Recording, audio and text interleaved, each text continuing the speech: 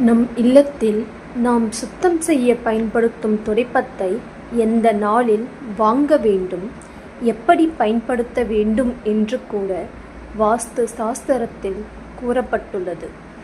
எந்த நாளில் துடைப்பம் வாங்கலாம், வீட்டில் துடைப்பம் வைக்கும் இடம் எது, பயன்படுத்திய பழைய துடைப்பத்தை என்ன செய்யலாம் என்பதை பற்றி தெரிந்து கொள்ளலாம். நாம் சுத்தம் செய்ய பயன்படுத்தும் துடைப்பத்திற்கு ஒரு சிறப்பு முக்கியத்துவம் உண்டு. அதே வேளையில் சுத்தம் லக்ஷ்மி தேவிக்கு மிகவும் பிடிக்கும். ஆகவே துடைப்பமும் அவருக்கு மிகவும் பிடித்த ஒன்றாக கருதப்படுகிறது. வீட்டில் மகிழ்ச்சியும் செழிப்பும் இருக்க வீடு தொடர்பான ஒவ்வொரு பொருளின் மீதும் அதிக கவனம் செலுத்த வேண்டும். வீட்டை சுத்தம் செய்ய நாம் பயன்படுத்தும் முக்கிய பொருள் துடைப்பம். லக்ஷ்மி தேவியின் அருளை பெற வீட்டையும் சுற்றுப்புறத்தையும் தூய்மையாக வைத்திருக்க வேண்டும். சுத்தமான மற்றும் நேர்த்தியான வீடு செல்வத்தை ஈர்க்கும் என்று சாஸ்திரத்தில் சொல்லப்பட்டுள்ளது. நேர்மறை ஆற்றலை ஈர்க்கும் வகையிலும் வறுமையை போக்குவதற்கும் வீட்டை சுத்தமாக வைத்திருப்பது அவசியமாகும். மேலும் துடைப்பத்திற்கு மரியாதை செய்வது அன்னை மகாலட்சுமியை மகிழ்விக்கும் செயலாகும். இதன் மூலம் நம்முடைய வீட்டிற்குள் மகாலட்சுமியை வரவழைப்பதோடு வீட்டில் மகிழ்ச்சியும் செல்வ செழிப்பும் நிலைத்திருக்கும். ஆகையால் துடைப்பத்தால் வீட்டை சுத்தம் செய்வது முதல் துடைப்பத்தை எங்கு எப்படி வைப்பது என்பது வரைக்கும் சில விதிமுறைகளை பின்பற்ற வேண்டும். சுத்தம் அன்னை மகாலட்சுமிக்கு மிகவும் பிடிக்கும். மகாலட்சுமியின் அம்சம். துடைப்பம் லக்ஷ்மி தேவிக்கு விருப்பமான ஒன்றாக சொல்லப்படுகிறது. உங்கள் கனவில் ஒரு புதிய துடைப்பத்தை பார்த்தால் அது நல்லதாக கருதப்படுகிறது. வாஸ்துப்படி இது ஒரு நல்ல அதிர்ஷ்டத்தின் அடையாளம். இத்தகைய சூழ்நிலையில் வீட்டில் சந்தோஷம், செல்வ செழிப்பு போன்றவை நிறைந்து இருக்கும். மகிழ்ச்சியும் நிம்மதியும் நிறைந்திருக்கும். செல்வ செழிப்பு. துடைப்பம் வீட்டின் செழிப்பின் அடையாளமாகும். எனவே இதை எப்போதும் மறைத்து வைக்க வேண்டும். உங்கள் வீட்டிற்கு வரும் யாரும் உங்கள் வீட்டில் உள்ள துடைப்பத்தை பார்ப்பது நல்லதல்ல. எனவே எப்போதும் வீட்டிற்கு வெளியே துடைப்பம் வைப்பதை தவிர்க்க வேண்டும். துடைப்பத்தின் மீது கால் வைத்தால் லக்ஷ்மி தேவி கோபப்படலாம். எனவே எப்போதும் துடைப்பத்தை கால்படாத இடத்தில் படுக்க வையுங்கள். துடைப்பத்தை கால்களால் மிதிக்கக்கூடாது. துடைப்பத்தை கொண்டு ஒருவரை அடிக்கக்கூடாது. துடைப்பம் செல்வத்தின் தெய்வமான லக்ஷ்மி தேவியுடன் தொடர்புடையது.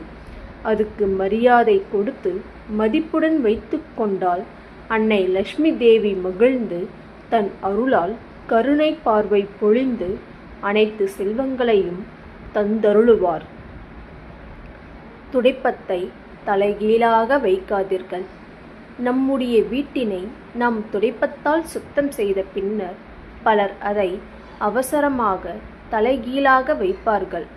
ஆனால் இப்படி வைப்பது தவறான செயல். ஏனெனில் வீட்டில் சண்டை சச்சரவுகள் அதிகரிக்கும், டென்ஷனும் அதிகரிக்கும். எனவே எப்போதும் துடைப்பத்தை சரியான இடத்தில் கீழே படுக்க வையுங்கள்.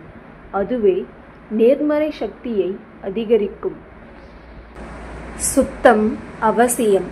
மகாலட்சுமியின் அம்சம் என்பதால் துடைப்பத்தை சுத்தமாகவே வைத்திருக்க வேண்டும்.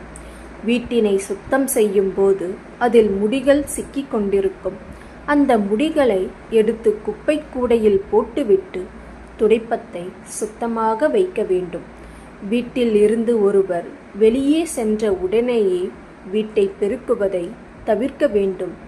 இத்தகைய சூழ்நிலையில் அவர் சென்ற பிறகு 1 மணி நேரம் கழித்து பின்னர் தான் வீட்டை பெருக்க வேண்டும். சூரிய அஸ்தமனத்திற்கு பிறகு வீட்டில் விளக்கேற்றிய பின்னர் இரவு நேரத்தில் வீடு பெருக்குவதை முற்றிலும் தவிர்க்க வேண்டும். பழைய துடைப்பத்தை என்ன செய்வது? பழைய துடைப்பம் வீட்டிற்கு எதிர்மறை ஆற்றலை கொண்டு வரும். உடைந்த துடைப்பம் வீட்டிற்கு துன்பத்தை வரவழைக்கும் என்றும் சொல்லப்படுகிறது. மேலும் புதிய துடைப்பம் வாங்கினாலும் பழைய துடைப்பத்தை சிலர் அப்புறப்படுத்துவதில்லை. பழைய துடைப்பத்தை வைத்திருப்பது வீட்டிற்கு வறுமையை தரும்.